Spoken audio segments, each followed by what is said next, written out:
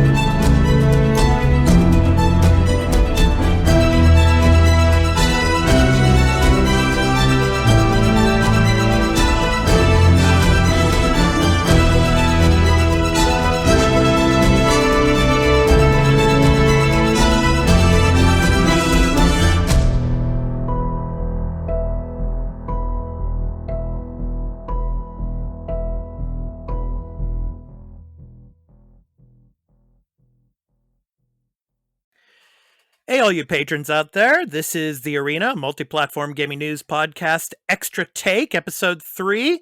And today we're going to be talking about July 16th and the Legend of Zelda Skyward Sword HD that's going to be coming. And with me for this episode is my co-host of The Arena, Multiplatform Gaming News Podcast, Burlyman Gaming, Burly of Burlyman Gaming, streamer extraordinaire, Mr. Canada.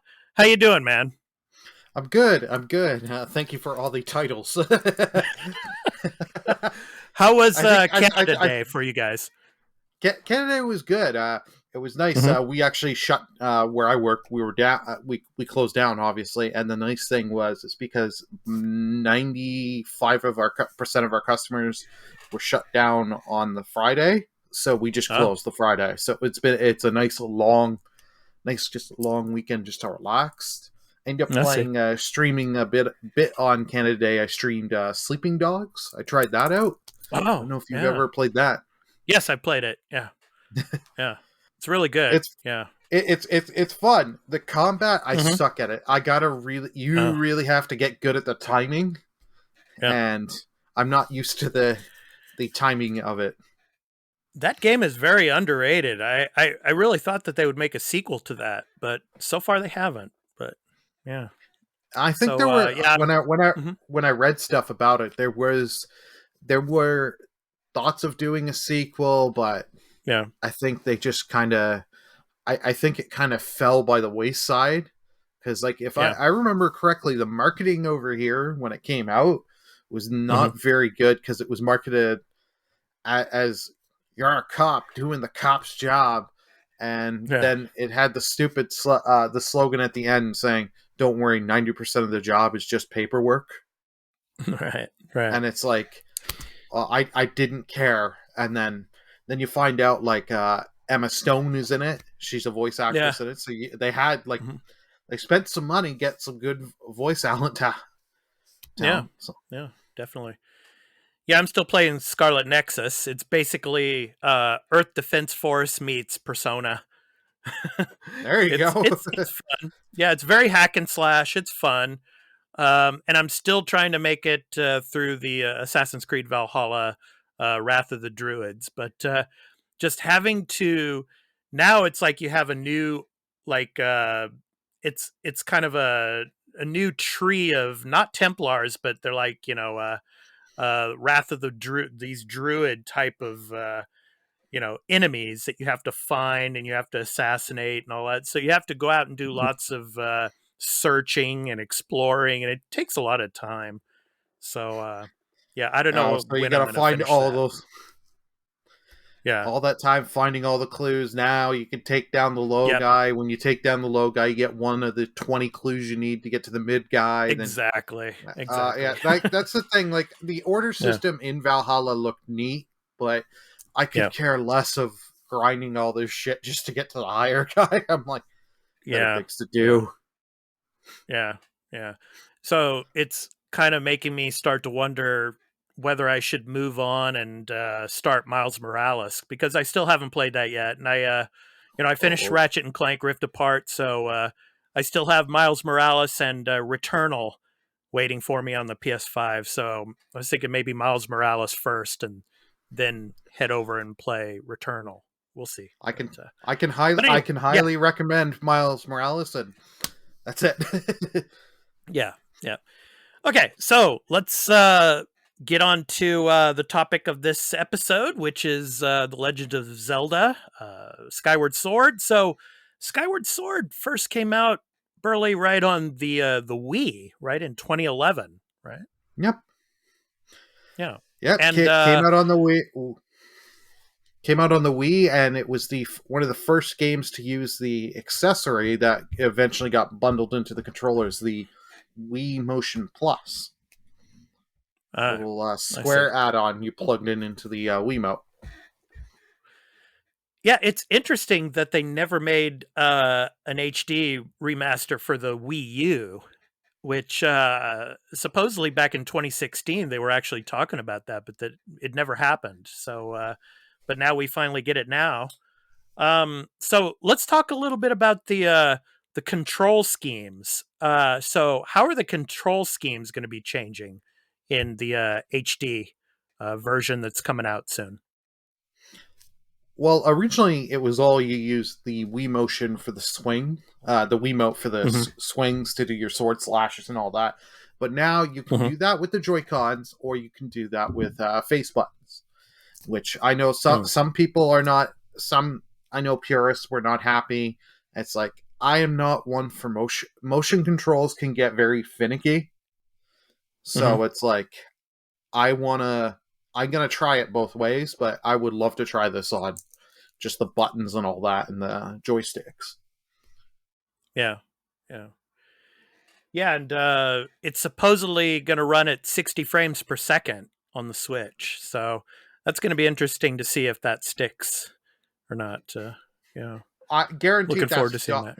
Yeah. That's docked only. For handheld people, I don't think you're going to get the 60, but let's be honest. But you never know. Yeah. So, and I heard there's some special Joy-Cons that are going to be coming for the HD edition. I think the sword, the Master Sword, is supposed to be the right Joy-Con, I think it is, and the shield is supposed to be the left Joy-Con. So I'm wondering how much those are going to cost. Well, they cost the price of normal Joy-Cons, and here in Canada, and I know in the US, they're scalped to high heaven. Like, I tried getting not for me, but my one buddy, because he has only one set of Joy-Cons, and they're his default ones, and they have the drift. So he's like, "Oh, okay, I'll just buy these." But you can't. Scalpers have made that impossible to get. Yeah, and Joy-Cons over here are $100 before your tax. $99.99. So, yeah. I in Japan they're like the equivalent of 7 yen, I think. So that's about $70 or so. Yeah. Wow. Oh. Yeah. It's crazy. For me, for me, like if I play when I play my Switch docked, I have an 8-bit Duo controller. I don't have it here, or else I'd show it. But it's nice because it's got a really good D-pad, and it's got the buttons in a great thing, and it's like a Super Nintendo controller. Anyone that's got a Switch player, I recommend that. You can pick it up for like 40-something Canadian on like Amazon and stuff, and it has a great battery life, and you don't have drift problems. Yeah, because that drift has been an issue with a lot of people that are using the Switch. So we'll see about that. Let's talk about some of the gameplay. And some of the changes that are coming to the HD edition. So I've heard that this game is going to give you the option to opt out of cutscenes. What do you think of that? I'm of two minds on that. for people that have played the game before and don't want to see the cutscenes, I can understand you want to skip. I understand from Dan's point from the last podcast episode, if you've got the skip thing, don't skip. Like, you shouldn't do that. But I've played games. A famous example is Final Fantasy X. The original version of Final Fantasy X, if you go against, I think it's the boss battle of Yu Yevon, if you die, you have to rewatch a cutscene that's 10 minutes. I don't... Yeah, so, like, and I failed at that my first time, and I remember that being punished that way. I doubt you have anything that bad in Skyward Sword. I've never played Skyward Sword, but... Yeah, neither have I. But if I fail at something and I got to rewatch a cutscene again, I'm gonna skip it. I like having that function because I've seen the scene once. I don't need to re-see it multiple times if I fail or whatever. Yeah. And supposedly there are Amiibo figures that you're going to be able to get to help you with fast travel in this game as well. That's what I've heard. Yeah, there is the special, I think it's the Zelda and the one, like, bird creature thing. I can't remember the thing's name. I think it's Amiibo. Loftwing. Yeah, Loftwing. Loftwing, that's it. Amiibo, good luck getting those. Those sold out quick and are pain. Yeah. I get it for giving functionality for Amiibos, because I have Amiibos and I like that. Besides just having them as little statues to sit in. But to lock out something as better fast travel behind a paywall, come on, Nintendo. You could have made this into the game. You could do other stuff like the Twilight Princess one. You got it was a cool one. I think the Wolf and Link one. I think it gave you did double the damage. But they also you also took double the damage, so it was a risk and reward thing. So, I see. Now, Burly, I mean, you and I, we haven't played Skyward Sword, but from what I know, the story is supposed to be the beginning of Link and Zelda's story. I think that's correct, right? I think Skyward Sword tells the beginning of the story in itself. So, I mean, if someone like me or you haven't played this game, but we played some of the other Zelda games, or say for someone who's never played a Zelda game before, would this be a good starting point for them, or should they go back and play some of the earlier titles that did come out before Skyward Sword? You are correct. What do you think? Your opinion on this? Yeah. Okay. Well, the first part, this is the first game in the timeline. Okay. Because I've checked. I have the Hyrule Historia on my Wii U, so it is the first game they list as chronologically. This is the game that really sets up the lore of, like, the Master Sword and everything. So, right. From what I've been told by other people that are bigger Zelda fans, this is a great game to start off, especially the HD, because you're not having to work. If you don't want to use motion control, you don't have to. But this gives you gives you a lot of lore, and gives you a lot of reference, some stuff that you'll, if you play other games, being like, oh. But I do know there are Easter eggs in this game too. If you've played other games in the series, be like, hey, I remember that in Ocarina of Time, Link to the Past, or whatever game you want to name drop. Right. So, some of the others, like dialogue boxes, for example, you'll have the ability to fast forward through those as well as hint screens. You'll have the option to not have those screens now. So, a lot of new functionality to the HD version. I mean, the game is supposed to be pretty similar to the original that came out in 2011, but there's a lot of functionality that they're adding on to this. So, those people that like we were talking about earlier, that don't want to, go through all the cutscenes or things like that. They can skip those. So, yeah. So, I was saying that at Amazon, it was sold out. Pre-orders sold out, basically. Yeah. So, this was a game that was that a lot of people were trying to pick up during the pre-orders. So, yeah. That and the limited supply and scalpers, it doesn't make it easy.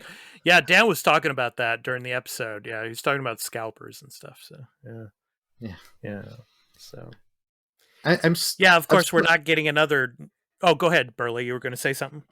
Yeah, I was going to say, I'm surprised because this is our anniversary year for Zelda. This is what they say we're getting more, but I'm surprised. Yeah. We're getting this and we're not getting a collection. I would have thought we would have got a collection with this if they didn't want to do Ocarina and all that again, because they've re-released those so many times, but do this with Wind Waker and Twilight Princess, because you have those on the Wii U, those HD versions, and do a triple pack of this. Yeah. And then, of course, the next Zelda game is not coming until next year. So we know. I mean, it could be pushed farther back. Who knows? But so far, it looks like 2022 is when the next, Breath of the Wild 2 is kind of what they're calling it right now. It's going to be coming. So anyway, so July 16th, The Legend of Zelda, Skyward Sword HD is going to be coming out. So I want to thank you, Burly, for talking about that with me tonight. And at the end of the episode here, we're going to show the overview trailer video for Skyward Sword HD.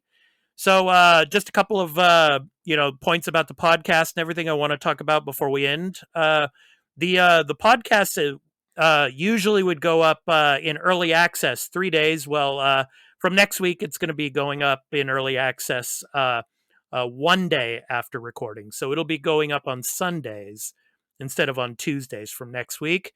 And so we're going to be doing that in the future. But this week, the podcast is going to be going up the regular time on Tuesday. So hope you can all listen to that. All you patrons have already probably listened to it already. I want to give a shout out to Silent Hill Dude. I want to give another shout out to Phoenix Arising, our other patrons out there, as well as Dan, our other co-host of the Arena Multiplatform Gaming News Podcast, and of course you, Burly. Thank you so much, and we're looking forward to the next one. So here's the overview trailer for The Legend of Zelda, Skyward Sword HD, coming out July 16th. So for my co-host Burly and myself, we hope to catch you in the next one, all you patrons. So take care. Peace. See y'all next time. Out.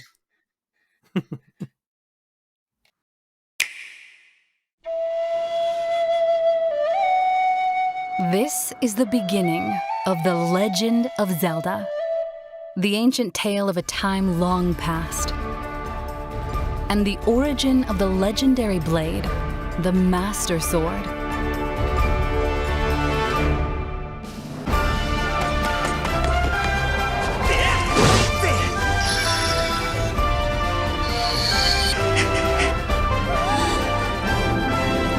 The Legend of Zelda, Skyward Sword HD. It all begins on an island floating above the clouds, Skyloft. This island, blessed by the goddess, is home to many individuals from all walks of life, including our hero, Link, and his childhood friend, Zelda. One day, Zelda is engulfed by a whirlwind and sent plummeting beneath the clouds. Link takes flight to find her wherever she may be. During his adventure, Link can freely explore the skies by riding on this colossal bird, a Loftwing. And under the dense layer of clouds lies a land uncharted. Until now. a lush forest teeming with nature, an active volcano, and a desert where an ancient civilization slumbers. Various inhabitants call this surface world their home, their lives differing from those residing above. Link must journey through this mysterious land, summoning the aid of creatures like these in his search for clues regarding Zelda's whereabouts. However, malevolent monsters roam about. To stand a chance against them, Link must rely upon his sword and shield. The Joy-Con controllers correspond to Link's sword and shield. Gently swing the right Joy-Con controller vertically, horizontally, or diagonally to swing Link's sword in the respective direction. Raise the left Joy-Con controller to raise Link's shield and block incoming attacks. This can return enemy fire or create an opening to strike back. Button-only controls have been added to ensure the game can be played in handheld mode or on the Nintendo Switch Lite system. Over the course of the adventure, Link will acquire an assortment of items. Use the beetle to survey distant locations from the air or pick up and carry objects. Pull enemies close with the whip or swing from it after latching on to certain targets.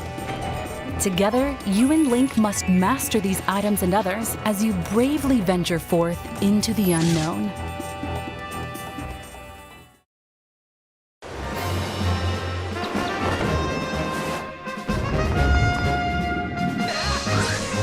A multitude of trials and tribulations spread across the realms of land and sky lie in wait.